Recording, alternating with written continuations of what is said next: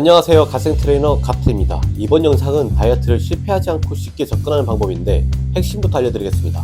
핵심 키워드는 두 가지만 기억하세요. 바로 기초 대사량 그리고 활동량입니다. 자, 우선 저는 자료에 보이듯 다양하게 벌크업도 다이어트도 성공적으로 이끌어가면서 햇님들의 만족도를 높였는데 그 방법은 위에 두 가지를 크게 활용한 편입니다. 다들 다이어트 할 때 굶으면서 끼니 걸으면서 다이어트를 많이 하는데 이 부분에서부터 큰 실수를 하는 겁니다. 굶으면서 하는 다이어트는 몸에 대한 대사를 많이 떨어뜨리고 근손실을 유발하기에 흔히 혜님들이 말하는 치팅 한 번으로 다시 원점으로 할 수 있는 리스크가 큽니다. 자, 이제부터 설명 들어가겠습니다. 첫 번째, 핵심 키워드는 기초 대사량입니다. 기초 대사량이란 우리가 생명 유지에 필요한 최소한의 에너지입니다. 인바디로 저는 측정하면 사람마다 대사가 다르기 때문에 인바디의 숫자로는 크게 신뢰하지 않지만 그 숫자를 가지고 1차적인 판단을 내리고 방법을 제시하는 편입니다. 두 번째, 핵심 키워드는 활동량입니다. 사무직, 기능직, 다양한 직업군의 활동, 우리가 얼마나 일상에 움직이고 에너지를 소비하느냐의 차이입니다.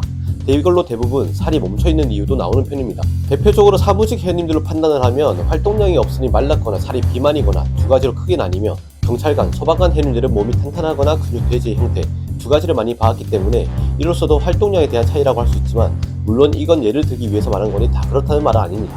이 두 가지의 키워드로 쉽게 접근을 할 건데, 자, 어떻게 접근을 할 거냐? 첫 번째, 대사량입니다. 자, 우리는 본인의 기초 대사량의 마이너스 20% 정도를 대사를 사용하면 우리는 흔하게 살이 빠진다고 하지만 우린 대사량은 사람마다 모두 다르기 때문에 앞서 말한 인바디의 숫자로 판단을 하고 1주에서 2주 정도 일상 식습관에서 운동이라는 활동량을 더하고 2주 뒤 인바디를 통해 몸무게와 외적 부분을 보고 식습관 및 활동량을 조절하는 편입니다. 간단히 말해서 일상생활에 운동이라는 활동량을 더해 몸의 변화를 관찰 후 이 두 가지를 조절한다는 편입니다. 밥을 줄인다든지 운동량을 늘려준다든지. 그래서 단기간으로 가져가면 대부분 실패 확률이 높다는 뜻입니다.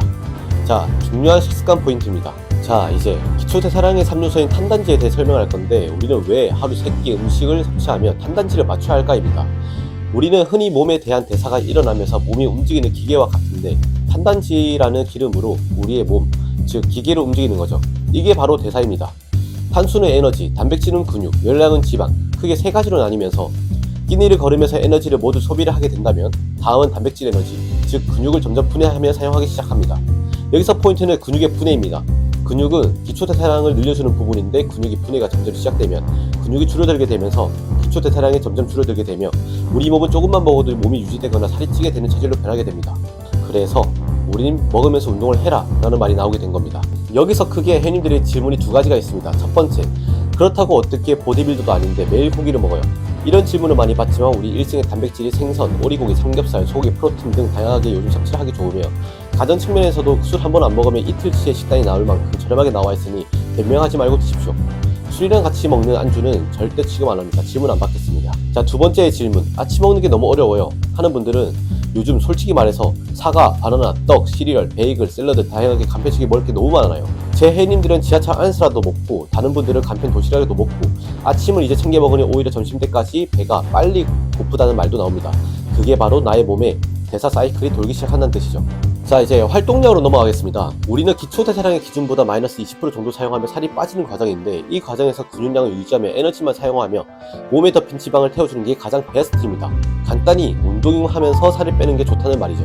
근육량이 높은 분들은 기초 대사량이 높은 거 모두 알고 있을 겁니다. 근육이 많은 분들은 그래서 나중에 뭘 먹어도 겉으로 변화가 크게 안 보입니다. 기초 대사량이 높기 때문이죠. 살이 안 찌는 체질 아닌가요? 하는데 진짜 그런 분들도 있어요. 유전적인 부분이 크고 대부분 몸에 대한 대사량이 높아서입니다. 그런 분들은 예외로 두겠습니다.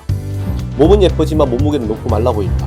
그 이유는 근육의 1kg는 지방의 1kg와 외적 차이가 크기 때문이죠. 그래서 운동을 강조하는 편입니다. 무슨 운동을 하면 좋을까요? 저는 크게 헬스를 추천합니다. 트레이너라서 그런 거 절대 아닙니다. 저도 주짓수를 정말 좋아합니다. 하지만 헬스장이라는 장소는 유산소, 러닝머신, 웨이트 기구 등 유산소, 웨이트를 병행할 수 있고 전체적인 근육을 안정적으로 사용할 수 있으며 외적인 부분도 크게 상승하는 부분입니다. 근육은 결국 손상과 회복의 관점이니 스포츠는 기술과 테크닉을 이용한 근육의 사용으로 근육의 성장을 기간으로 봤을 때는 헬스가 압도적으로 높을 수밖에 없고 스포츠와 헬스는 두 가지를 병행하는 게 가장 좋다고 생각할 수 있습니다. 두 가지를 어떻게 해요? 시간이 없는데 제 회원님들은 결국에는 두 가지 다 하더라고요. 일상에 헬스라는 항목이 자연스럽게 스며들 겁니다. 하지만 주제가 다이어트니 활동량을 전제로 헬스, 복싱, 주짓수, 수영 다양하게 접근하세요. 이것 또한 힘들다고 시간이 없다고 도저히 안 된다고 하는 분들은 간단하게 말해서 홈트레이닝, 줄넘기, 런닝 요즘 운동하기가 너무 좋은 세상이라고 말할 수 있습니다. 일단 뭐라도 해보는 걸 추천합니다. 중요한 건 활동량이니까요. 누워서 TV 보는 숨쉬기 운동 이것만 안 하면 됩니다. 그 뒤로 용기와 도전, 정신이 생긴다면 스포츠와 헬스 쪽으로 접근해보세요. 요즘 책으로 나올 정도로 근육 1kg에 대한 가치는 1,500만원의 가치를 하는 것처럼 요즘은 건강에 중요시되는 시대가 온 겁니다. 자, 이제 활동량, 기초 대사량, 크게 디테일한 부분을 체크해봤는데 크게 정리하면 하루에 3끼, 탄단지 잘 챙겨 먹기, 운동 및 헬스 꾸준하게 해주기, 이 두 가지의 핵심을 이용하면 벌크업도 충분하게 가능합니다. 다음은 이 핵심을 이용해 벌크업, 림매스업에 대한 차이와 방법으로 강의하겠습니다. 궁금한 부분은 메일이나 댓글 편하게 연락해 주시면 최대한 정성껏 답변해 드리겠습니다.